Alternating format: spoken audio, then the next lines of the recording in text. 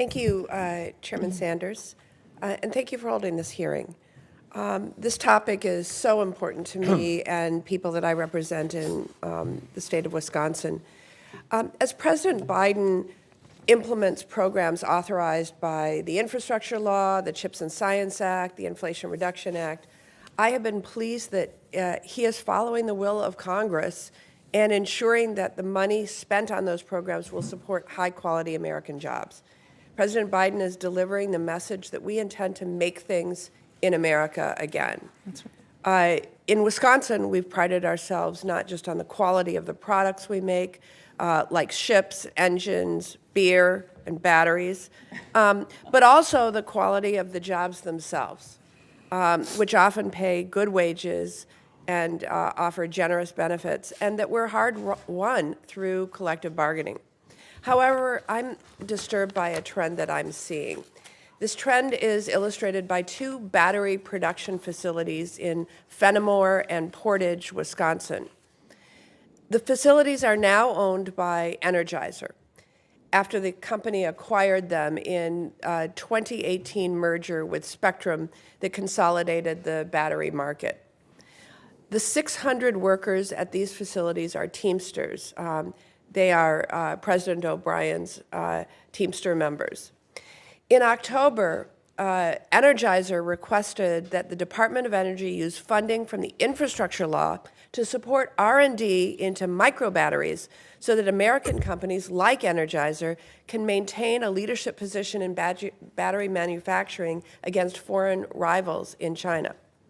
Just a few weeks later, Energizer notified the Teamsters at the two Wisconsin facilities of its plans to move these jobs to non-union facilities in the U.S. and foreign facilities in Asia. It seems to me that when seeking support from the government, these billion-dollar corporations talk up their American facilities and workers.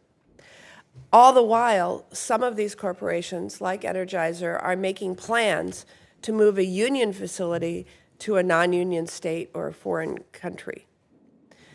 I often hear from executives that these decisions they're just business, right? And that the company, or perhaps its well-compensated consultants, have calculated that closing a union facility will add value over the long term.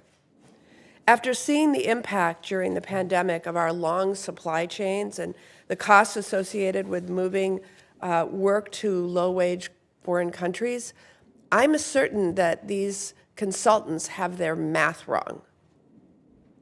We need to change these corporate calculations, and it begins with increasing oversight of our federal labor and antitrust laws and our federal contracts.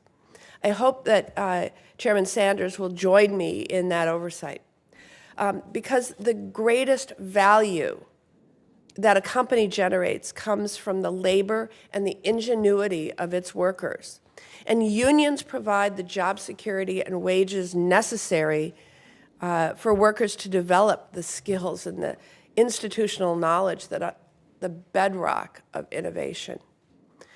The American people should not have to subsidize billion-dollar corporations that ship jobs overseas or close union facilities just to add pennies to next quarter's earnings per share. So, President O'Brien, I know that this issue is very important to you and your members, and I'd like to ask you to share a bit about the impact that these closures would have on your members and what we can do to prevent companies from making such devastating miscalculations. Thank you, Senator. I appreciate that. And it's not just 600 members losing their job, it's 600 members with families losing their jobs, which is important.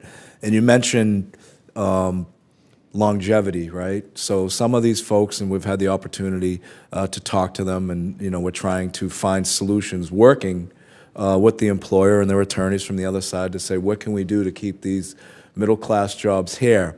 Some of the horror stories are people are going to lose their health care. They've been there so long, they don't have any other skills. in their pension. There's a lot of jobs out there that don't provide pensions. You'll hear a lot of people say, well, we have a retirement program, a 401k. I think if we looked at our 401ks over the last 6 months, I think 33% of your net worth was lost due to the markets. So that's not an attainable goal when you're 50 years old or 60 years old and you can't get your pension anymore. What can we do? I think we have to, revamp some of these laws, especially where companies like Energizer are closing down a union facility, seeking lower wages, lower conditions in non-union facilities in the United States, but also sending that work to India, where we could actually do and reinvest in these workers in this country. I think there's got to be some sort of checks and balances that don't allow corporations to do such things. So I don't have the answer to that. Unfortunately, I don't pay attention to bottom line of balance sheets at this point with Energizer. I'm more concerned what's going to happen to those 600 workers and their families moving forward. And I think we've got to collectively work together to try and find a solution to keep those jobs here. Thank you, Senator Baldwin. Senator Marshall. Well, thank you, Chairman, and I'm honored to be here today. Welcome to all of our panel.